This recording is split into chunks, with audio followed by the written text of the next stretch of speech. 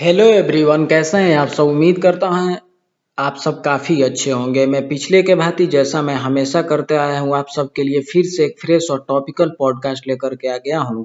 उम्मीद है ये पॉडकास्ट आप सबको बहुत पसंद आएगी। तो आइए इसे स्टार्ट कर लेते हैं। स्टार्ट करने से पहले जैसा हम शुरू में करते हैं, सबसे पहले किसी चीज़ को जानने के लिए किस टॉपिक पे बात होने वाला है उस टॉपिक को जानना बहुत ज़रूरी होता है। तो मैं वही टॉपिक का नाम लेना चाहूँगा। वो टॉपिक है कि हार के बाद भी सीएम इस्तीफा न दे तो क्या किया जाता है। जैसे कि हाल ही में मैं अभी आपने देखा होगा कि ममता बनर्जी जो मुख्यमंत्री चुनाव वेस्ट बंगाल में हार गई है, वो बोल रही है कि मैं अपने पद से इस्तीफा नहीं दूंगा। तो उस स्थिति में क्या होता है, क्या किया जाता है, इसको समझते हैं। तो ये काफ़ी टॉपिकल पॉडकास्ट है, तो इसे आपको बिना स्किप किए लास्ट तक देखना है ताकि आप ऐसे कुछ समझ सकें कि दूसरों को भी कुछ हेल्प मिल सके। तो आइए इसे स्टार्ट कर लेते हैं।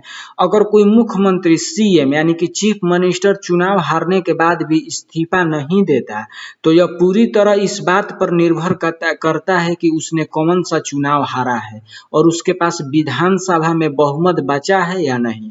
भारत के संविधान और लोकतांत्रिक व्यवस्था में मुख्यमंत्री की कुर्सी जनता के बहुमत और विधानसभा के विश्वास पर टिकी होती है।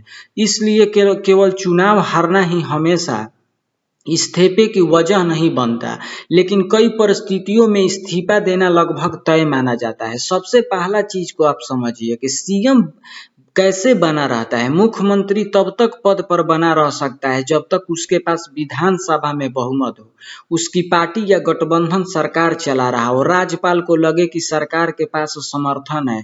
अगर बहुमत खत्म हो जाए तो सीएम पद के लिए बने रहना मुश्किल हो जाता है। दूसरा चीज है कि अगर विधानसभा चुनाव में सीएम की पार्टी हार जाए, यह सबसे बड़ी स्थिति होती है। मान लीजिए किसी राज्य में चुनाव हुआ, जैसे कि अभी कोलकाता में था, सीएम की पार्टी बहुमत खो देती है और जैसे कि ममता बनर्जी ने अपना बहुमत खो दिया है, विपक्ष बहुमत लेकर के आता है, यानी कि बीजेपी ने ये काम किया है।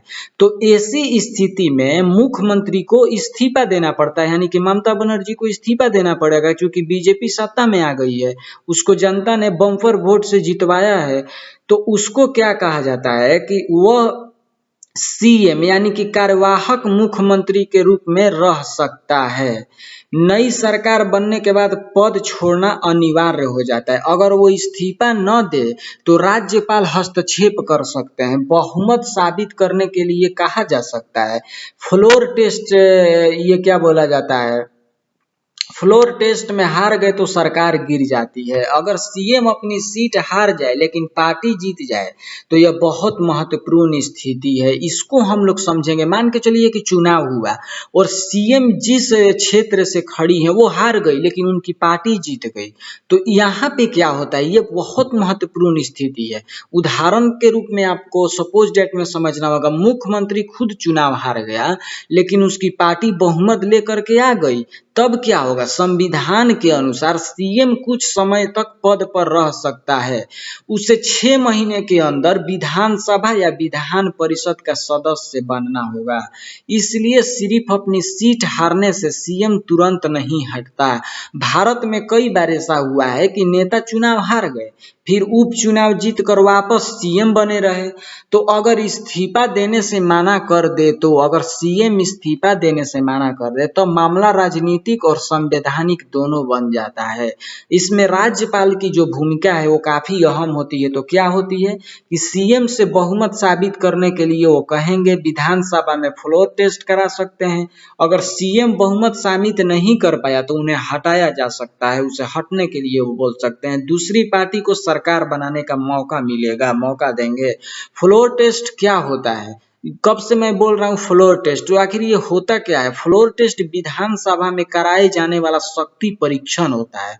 इसको अगर कोई आपसे पूछे कि आखिर ये फ्लोर टेस्ट क्या होता है, जिससे कि उनको साबित करना होगा, तो फ्लोर टेस्ट विधानसभा में कराए जाने वाला शक्ति परीक्षण होता है। इसमें विधायक वोट करते हैं, तय होता है कि सीएम के पास बहुमत है या नहीं सरकार बनाने के लिए। अगर बहुमत नहीं मिला तो सरकारें गिर जाएंगी, सीएम पद पर नहीं रह सकता। छठा जो चीज है कि क्या राष्ट्रपति शासन लग सकता है, तो हाँ, कुछ विशेष परिस्थितियों में अगर कोई भी पार्टी सरकार न बना पाए राजनीतिक संकट हो जाए, राजनीतिक हलचलें बढ़ जाए, बहुमत स्पष्ट न हो और उसका जल्दी नतीजा नहीं निकले तो राज्य को ऐसे नहीं छोड़ा जा सकता है। तब राज्यपाल रिपोर्ट भेज सकते हैं और राज्य में राष्ट्रपति शासन लग सकता है। भारत में ऐसे उदाहरण हुए हैं, ये कोई बड़ी बात नहीं है। भारतीय राजनीति में कई बार सीएम ने हार के बाद तुरंत इस्तीफा नहीं दिया, कुछ ने बहुमत साबित करने की कोशिश की, कुछ मामलों में सुप्रीम कोर्ट तक मामला गया। लोकतंत्र में अंततः बहुमत सबसे बड़ा आधार माना जाता है। नैतिकता बनाम संविधान, कई बार सीएम कानूनी रूप से पद पर रह सकता है लेकिन नैतिक दबाव, जनता की राय, पार्टी का दबाव उसे इस्तीफा देने पर मजबूर कर देता है। यही कारण है कि चुनाव हारने के बाद अक्सर मुख्यमंत्री खुद ही इस्तीफा दे देता है और नियम भी यही कहता है उन्हें दे देना चाहिए। तो इसका फुल्ली निष्कर्ष क्या निकला कि अगर कोई सीएम चुनाव हारने के बाद भी इस्तीफा नहीं देता तो पहले देखा जाता है कि उसके पास बहुमत है या नहीं।